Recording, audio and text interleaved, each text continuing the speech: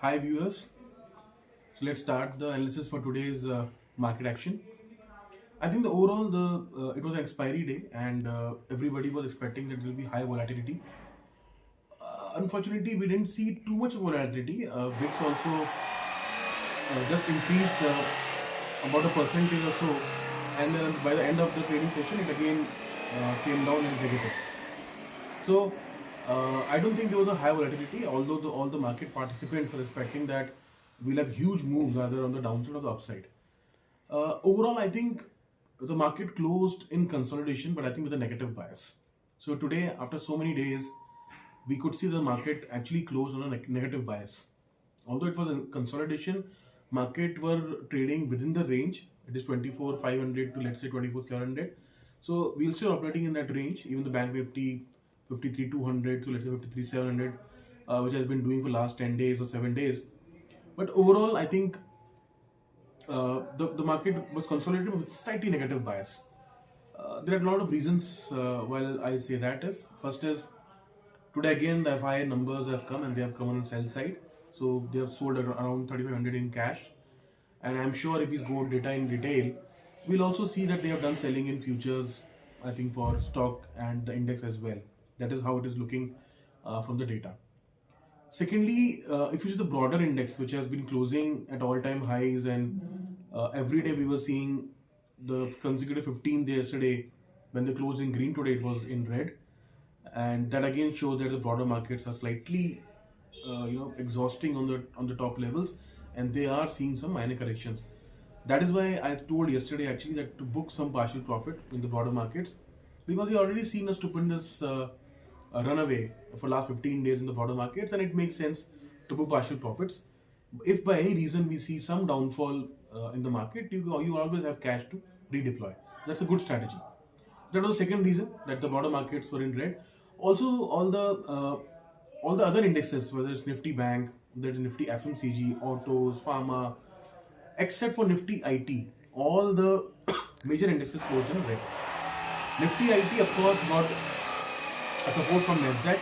The first time in the history of Nasdaq, it closed above 20,000. It was the highest ever close, so it has hit at the all-time highs and closed at all-time high.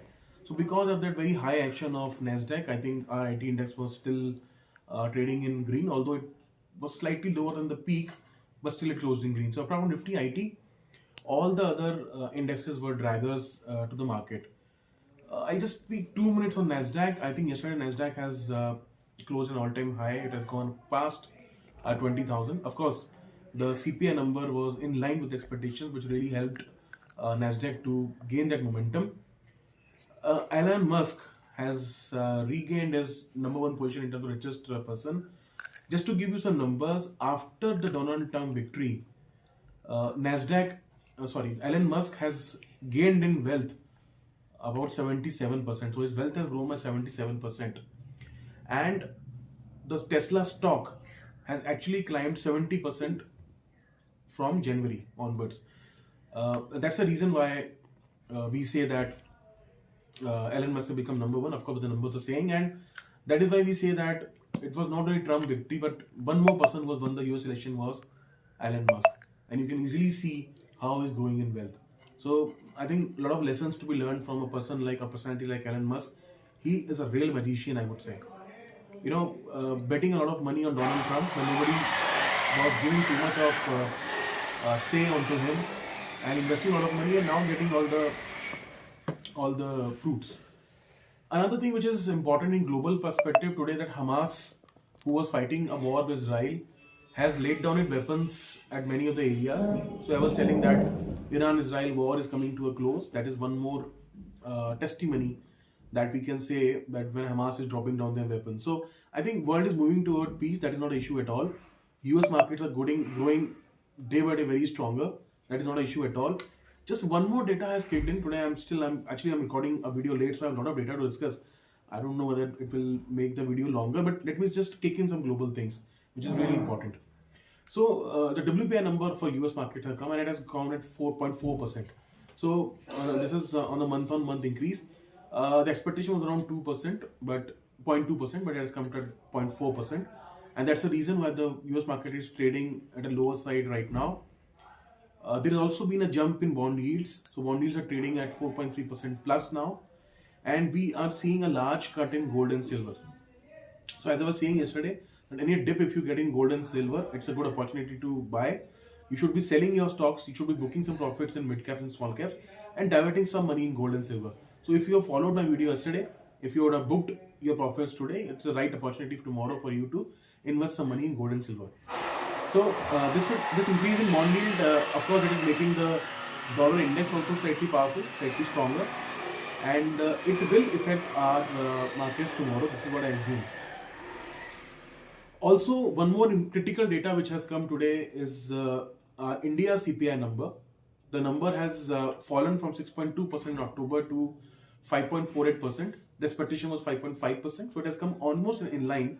But if you go deep in the numbers of the inflation, the food inflation is not decreasing. It is still being stubborn. Uh, it has decreased by around one quarter of a percentage from the last month's high of around 10%.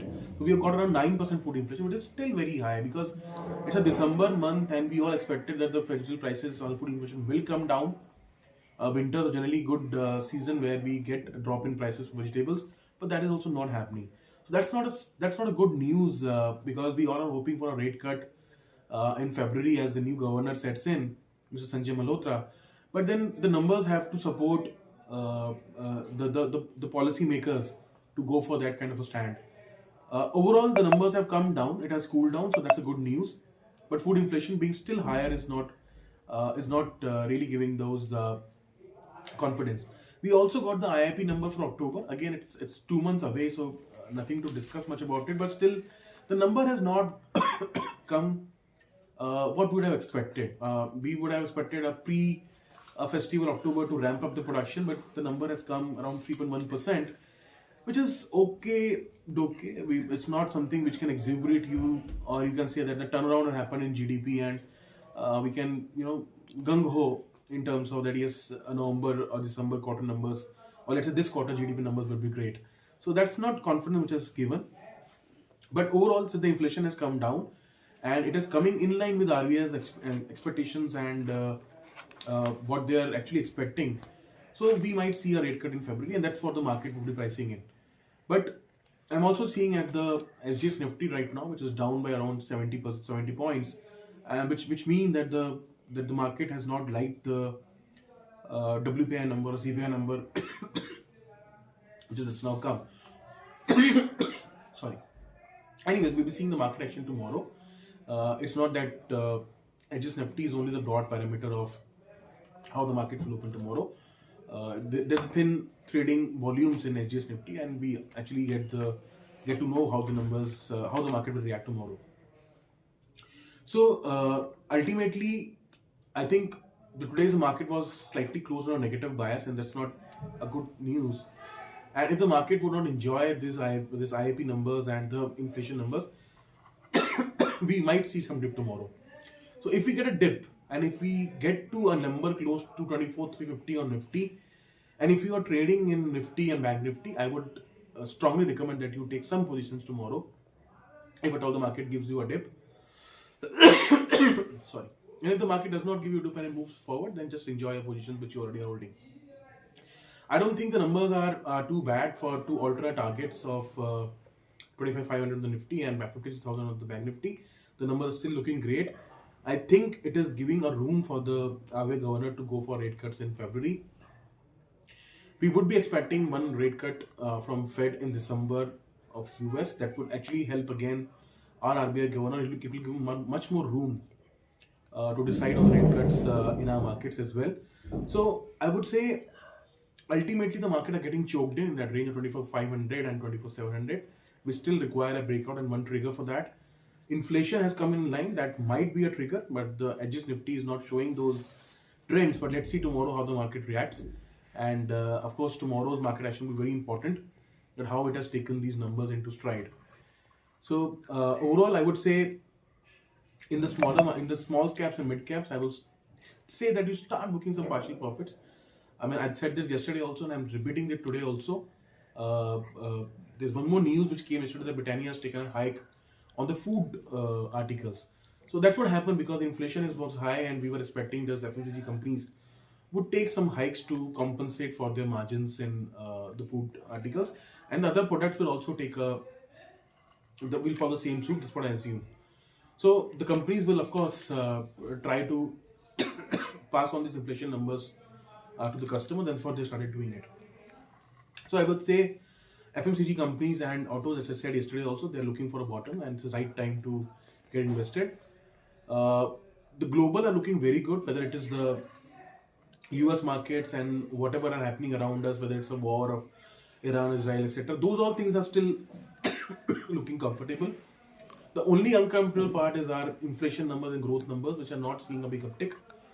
But since this number has come in line with expectations, we hope the market will like it, and we are moving towards a rate cut. The government is also looking full stride to do everything possible in order to take the growth forwards. Yesterday we saw one news when the storage requirements of the wheat producers have been reduced. That will allow a lot of wheat into the market, and that will again ease up some inflation. So I think the government need to work on reducing this inflation part. Otherwise, the money is not being left in the hands of people to cater to growth. And I think the government is realizing it. But they have to still take some more actions on this front. I think inflation has to come down to overall help the economy and take the growth positions also forward. So overall, I think the market was today with consolidated with a slightly negative bias. Let's see how the market reacts tomorrow on the IIP numbers and the inflation numbers, and tomorrow we'll actually get a feel in terms of how the markets are looking forward. So thanks for listening to the video. Thank you so much.